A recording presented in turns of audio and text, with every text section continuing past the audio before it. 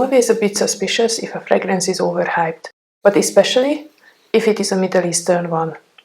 I have tested a few of them over the past few weeks, so let me share my opinions with you. By the way, this is a collective haul. I have purchased this over the past few weeks, as I said.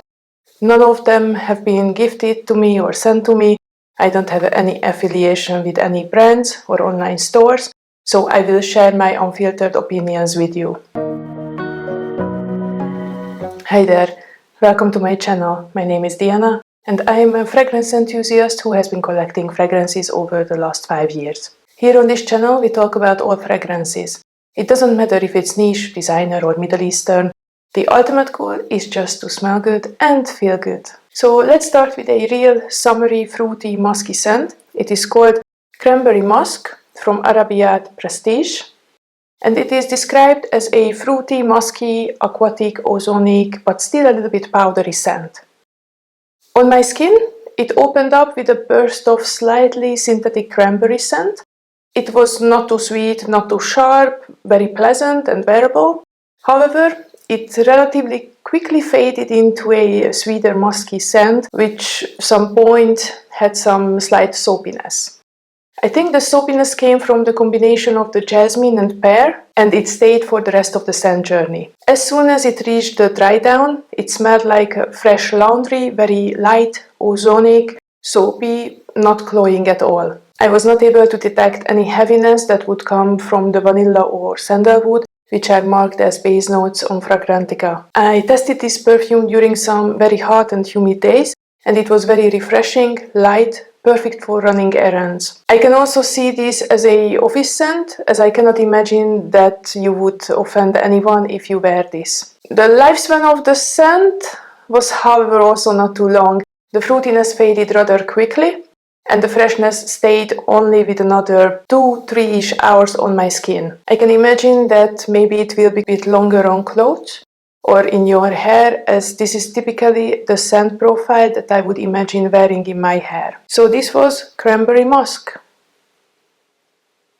So let's stay with the fruits, but have something a little bit heavier. I added Zimaya Zukhruf Cherry to my order just to reach free shipping. I didn't do too much research. I thought that, yeah, you cannot really make a big mistake with a cherry fragrance.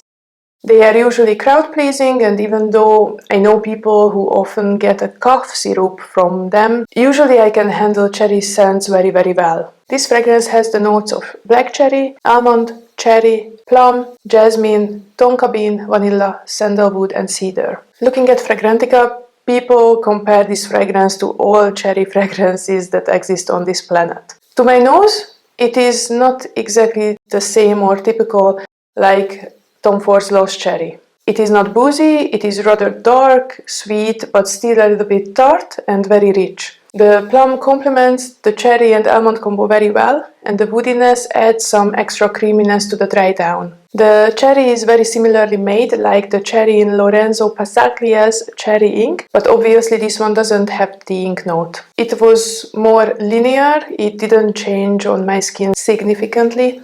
Only the tartness calmed down after a few minutes. The longevity was quite nice, definitely more longer lasting than Lost Cherry.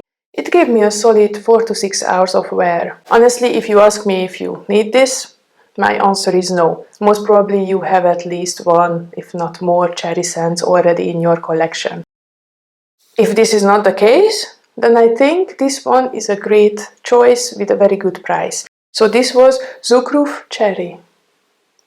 By the way, if you're still with me watching this video, then likely you are enjoying my content. Please take a moment to hit the like button and also consider to subscribe. The next fragrance has received a lot of hype, as it is claimed to be inspired by Hufflepuff from House of Sillage. It is called Gigglepuff from Heyakat Attar. This fragrance carries the proven recipe of a lemony gourmand fragrance with a hint of extra coconut cream, peach and caramel. I know that House of Sillage was very hyped a couple of years back. Everyone was talking about Hufflepuff all the time. Honestly, I never tried anything from them as I found their prices way too high. And being a US-based brand, I would have had to pay extra taxes on top of these prices. And I'm not even going to talk about the latest controversy around them as I don't want to go into any kind of politics. But what I see and hear basically in the fragrance community that this brand is not really supported by most of the content creators anymore. But anyways, going back to this fragrance. As I said, I never tried the original, but I had the chance to sample the duo version of Hufflepuff, and I really liked it. Since the duo version was going in and out of stock all the time, I was happy when I heard that finally we got a Middle Eastern version of it as well. As far as the comparison of the dupes go, they are very similar. Duo does their coconut fragrances in a very specific way, that I'm almost able to smell the oily texture of the nut, and that makes a lot of difference between the two. I enjoy, to be honest, Gigglepuff much more. Is it the best thing that ever happened to you? No. Is it very delicious, creamy, coconutty, fruity, but still a tiny bit perfumey in the best way possible? Yes. I really like this scent profile, and I'm very happy with the performance of Gigglepuff. It is a lovely fragrance which will be great for the summer to fall transition and even beyond. When I wore it, I was able to smell it on myself for a good 6 hours, but I will still have to test it when the weather turns a little bit cooler. So this was Gigglepuff. Staying with the fall fragrances. The next one is also inspired by a very well-known and cherished perfume from Dior. This one is Zenith Vanilla from French Avenue, and it is claimed to be very similar to Vanilla Diorama. Zenith Vanilla is a slightly spicy, citrusy amber fragrance which opens up with the notes of candied orange, rum, bergamot, and followed by jasmine, violet, styrax, and ends with the base notes of vanilla, patchouli, and benzoin. This fragrance is definitely a grown-up vanilla. To my nose, it has a slight cinnamon touch, and the opening very much reminds me to Tonka Cola from Mancera. When it starts to dry down, it gets a slight plasticky vanilla touch, but it is not disturbing to me at all. I find it very grown-up and rather feminine, but I can imagine it also on a man who likes sweeter fragrances. The longevity was also good with a solid 6 hours of wear on me. If you like strong statement-making fragrances, then I think this one is worth to be tried. Still, I would not recommend blind buying it, as I see very mixed reviews about this one as well. In overall, I like it. I will definitely wear it during the fall and winter. So this was Zenith Vanilla. The last fragrance in today's video will be Raneen from Asdaf. And first let's discuss about the bottle. Usually I don't point out anything about bottle designs, but in this case somehow I am not able to decide if I hate or love this packaging. The top lid in real life feels quite cheap and plasticky, but somehow the golden flower 3D design still makes it quite charming and aesthetically pleasing. It is described as a tropical fruity floral vanilla fragrance, which may be similar to the scent profile of Prada Paradox and even La Bomba. The top notes are dragon fruit, pear and mandarin. The middle notes are orange blossom, freesia and jasmine. And the base notes are musk, vanilla, tonka and amber. If you ask me, it carries the Prada Paradox DNA.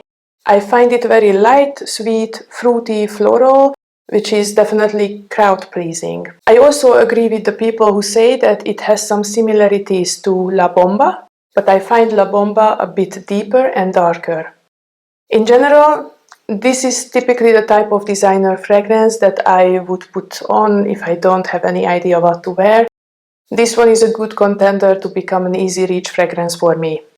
The projection is very strong in the first hour, so be mindful if you expect close encounters with other people. The longevity is also good with about 4 to 5 hours. So this was Raneen. So this was it for today. Have you tried any of these perfumes? Which Middle Eastern fragrances have you tried recently? Please share your opinions in the comments. And until the next time, bye bye.